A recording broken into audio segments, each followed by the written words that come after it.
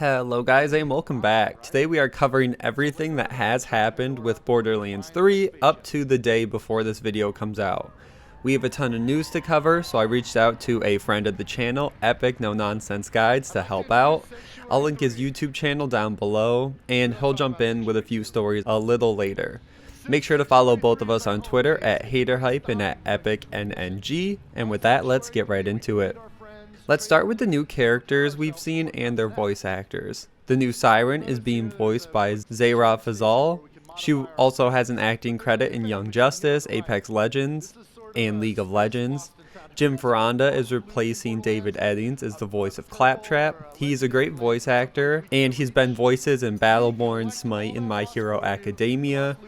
And there's that big situation around replacing Claptrap with Randy Pitchford and the former voice actor David Eddings, but we'll get into that later. Jamie Marchi is returning to voice Ellie. Colleen Clinkerbeard is returning to voice Lilith and Tannis. Brina Palencia is returning to voice Moxie in Borderlands 3 with an all-new look. J. Michael Tatum is returning to voice Sir Hammerlock. Elisa Melendez, who is the new media manager at Gearbox Software, is actually voicing Tyreen Calypso. Max Middleman is going to be voicing the other half of the Calypso twins, Troy. Christopher Wenkamp is going to voice another new character, the new Malawan executive, Katagawa Jr. Siren Strange is voicing Lorelei, whose name actually does relate to a Siren's, Lorelei. So maybe she could have a bigger role later on in the game. And Ray Chase is now voicing Reese.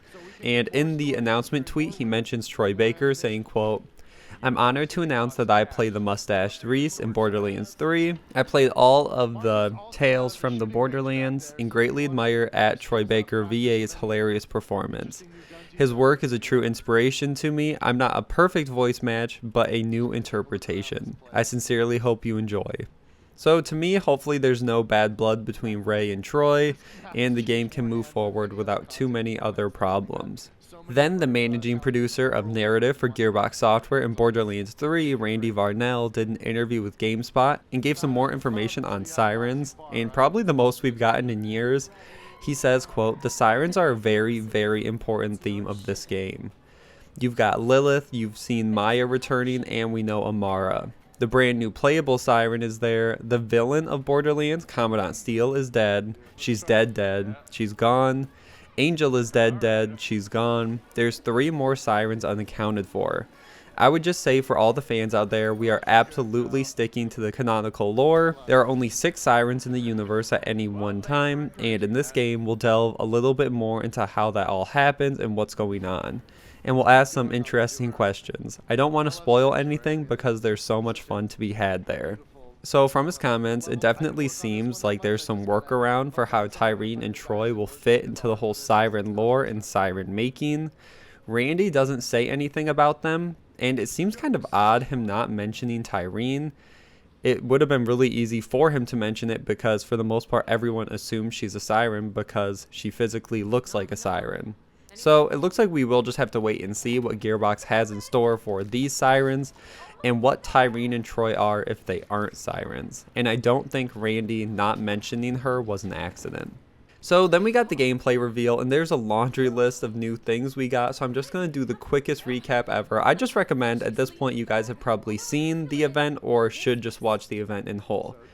So the ship that will take us from planet to planet is called the Sanctuary 3, and we are not going to talk about Sanctuary 2. Players will have places on the walls of the Sanctuary 3 which allows them to show off weapons. Sir Hammerlock also has blank plaques in his room, which we can place the heads of monsters after we hunt and kill them for him. Moxie is returning and will have a bar on her ship, and she will have a new look compared to previous games. Marcus is now the one who sells storage deck upgrades through normal cash in-game, so it opens up questions about what Crazy Earl is going to do in-game because he still requires iridium, but we don't know what we're going to be buying with it. I think it could be a random weapon gambler using iridium, sort of similar to Diablo 3, but we'll just have to wait and see. We got more information on Tyreen's ability, which allows her to absorb the power of anything living, not just Sirens, which sheds some light on their plan. So the reason they are hunting vaults is so Tyreen can absorb the power within them. Movement in game has also been broadened. We can now mantle ledges to reach higher ground, and we can slide as well. Barrels in game can now be pushed and punched and sustain more damage so they don't blow up on players instantly. Oil and water can now be found on maps, and oil can catch on fire and water can conduct electricity through the weapons we're using. The ground pound feature from the pre-sequel has returned. There is a gear return machine, so if you lose a piece of gear or if it falls off the map, it's not gone forever and you can go collect it on the Sanctuary 3. There will be emotes in game and more player customization. We can punch open chests, which is pretty self-explanatory. There is more gore in game, not to Borderlands 1 levels, but more intense than Borderlands 2. And they even brought back some animations from Borderlands 1, like enemies burning. Vending machines now offer an ammo auto refill. NPCs act more like normal players and have to be revived if they take too much damage, but can also revive us. The Calypso twins and their Children of the Vault cult have unified all the bandit clans on Pandora and are also working with Malawan to take out Atlas and the Vault Hunters. And they've promised that this game will have more forms of all bosses, like mini bosses and bigger bosses. Badass rank has been replaced with Guardian rewards, but it's not unlocked until the end of the game. And finally, we got the news that Borderlands 3 will be playable at GuardianCon this year and will also be at E3. We aren't sure if you will be able to play it at E3, but you will for sure be able to play it at GuardianCon. So if you're there, check it out. So that's where I'm going to end that. Honestly, this isn't everything, but I just recommend watching it. There's so much good information there, and it's kind of been broken down to death. So there was also the news from PC Gamers N that the reason that midgets are now called tinks is because of Gearbox censoring their games. They were able to interview a producer on the game, Chris Brock, and said Gearbox made a specific attempt to remove the term midget from the game. Randy Pitchford started to receive some pushback on Twitter for this after the article was posted because fans were complaining that Borderlands wouldn't be successful if they started to censor themselves, and Randy said, quote, "It's not a censorship thing. We thought it was fun for those little guys to be called the scrappy ones. They make little turrets and shit and dive into scrap piles. We started calling them tinkerers, and that got shortened. It's also something unique to our game now, which is nice." So for the most part, to me, this should just be a non-story. It's Gearbox's game at the end of the day, and they are broadening and expanding on what we've seen from previous games, including naming. So changing midgets to tinks isn't that big of a deal, and it doesn't change anything about the game. Our next story has to do with the possibility of DLC characters in Borderlands 3. It started with a fan on Twitter asking Randy Pitchford, quote, @DuvalMagic, "Hey, quick question, will there be DLC Vault Hunters like in the pre-sequel in Borderlands 2? And Randy responded saying, quote, "We are focused on the main game for now, but my feelings are that it might be better for us to put our time into expanding what the existing Vault Hunters can do and how interesting their future growth is instead of adding new ones to start over with. Data seems to support this." And a lot of people have taken this to mean that Borderlands 3 will never get new characters, which is hard to say considering we still haven't seen all the characters in game yet in terms of gameplay. From what we've seen, this game also has crazy build diversity, just with the skill trees and how the new system works. We don't know how that will work once we get to endgame, but for the most part, these characters should provide so much different diversity and so much time to play as each one. And Gearbox is still working on perfecting these characters and has been working on them for years, so it's no surprise they aren't thinking about the next characters yet. But I do think further down the line, we should be getting at least one new character for the game, especially if Gearbox does end up doing multiple years of support. I just think people will get tired of the same four, and I could definitely see Gearbox adding something new.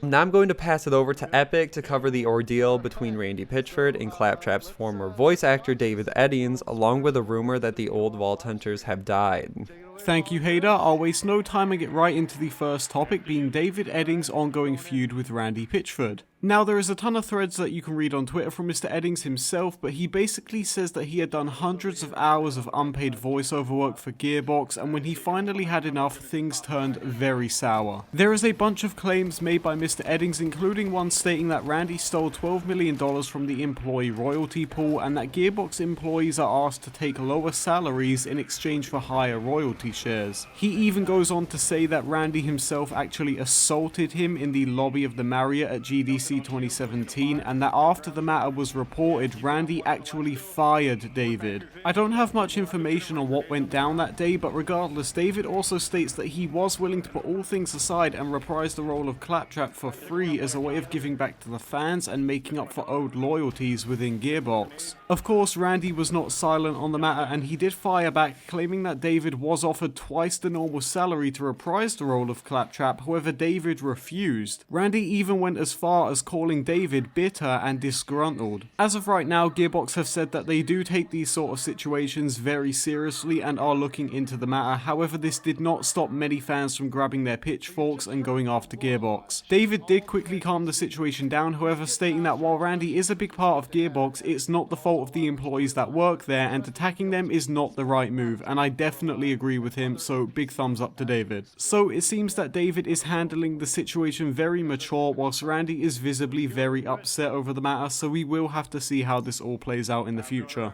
Moving on swiftly, let's discuss an image which has been circulating the Borderlands community as of late, featuring a drawing of 6 Vault Hunters with 4 of them being crossed out, indicating that perhaps the Calypsos have killed the old Vault Hunters. In the lead up to Borderlands 3's gameplay reveal, we saw a bunch of returning Vault Hunters in the trailers, however there was still a bunch of missing ones which we hadn't seen. Now, a fan did reach out to Krieg's voice actor from Borderlands 2 on Twitter to ask whether or not he would be returning in Borderlands 3, however the voice actor replied that he could not comment on it. That was the only little bit of proof we had that the other Vault Hunters would be returning until I was playing through a new playthrough on the pre-sequel and I noticed the same drawing on the bus during the opening cutscene. Now, I did compare the two images and it does seem like this is the exact same picture we've already seen, and just like the one we have already seen, it's also on a bus. So it does look like this was just a reused texture, meaning thankfully the fates of the other Vault Hunters is still unknown. Huge shout out to him for covering those. Once again, all of his socials are down below. Go check out his channel and subscribe,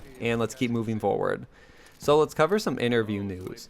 Randy Varnell did another interview with GameSpot and mentioned that Borderlands 3 almost had a very different origin that did not start on Pandora. He says, quote, "In fact, the very, very early versions of the story did not start on Pandora. Initially, we started right in Promethea because, we were going to other planets. We want to shock people, but in our early testing, we found out that it was really too much of a, I don't know where I am, I don't know how I feel about this, it doesn't feel like Borderlands, stranger danger, all that," end quote.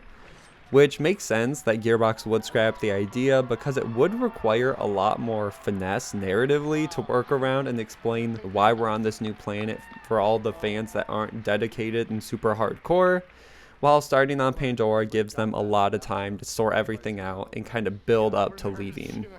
Then DualShockers did an interview with Borderlands 3's game designer Kevin Powell and gave some great information on weapon parts in game. The question was, quote, "There has always been a ton of guns in Borderlands games, and that seems to be the case with Borderlands 3. Is each gun, quote, handcrafted or are they randomly generated?" And Kevin responded saying, quote, "We have our proprietary system that generates these guns, and I think in the previous Borderlands title, we had around 300 weapon parts, and this one there's over 1,000. Our weapon team has been working since day one with a plan to make the most awesome Borderlands as far as guns are concerned." And VG247 was able to expand on this more from Matt Cox, the lead boss designer for Borderlands 3, who said, quote, "In previous Borderlands, all the parts on guns manufacturers were taking parts from other manufacturers. In Borderlands 3, every manufacturer has their own parts. They're not borrowing from other parts." So once again, the depth is going to blow all the previous Borderlands games out of the water. It's really cool, the weapon parts. I've never been great at just noticing them in Borderlands 2. I know some of you guys were, and it seems like now having manufacturer specific, it should be a better system for everyone, for new fans and returning fans. And finally, let's just close out with Daily Star did an interview with Kate Pistick, the mission designer for Borderlands 3, and was asked about VR support for the game, and she had this to say, quote, "There's been talk about it, but there's nothing really planned that I'm aware of." And she said that during the development of Borderlands 3, no one was removed from the BL3 game to work on the Borderlands 2 VR game, and instead a new small team was hired exclusively to work on the VR project. So It doesn't look like VR is going to happen, at least anytime soon. They say they are thinking about it, and if they've done it once, I could see them doing it again in the future. But right now, their current focus should just be getting Borderlands 3 to ship on time with the platforms they've already promised. And that's where I'm going to end this video. Thank you guys so much for watching. Make sure to check out Epic No Nonsense Guides. He's an amazing content creator.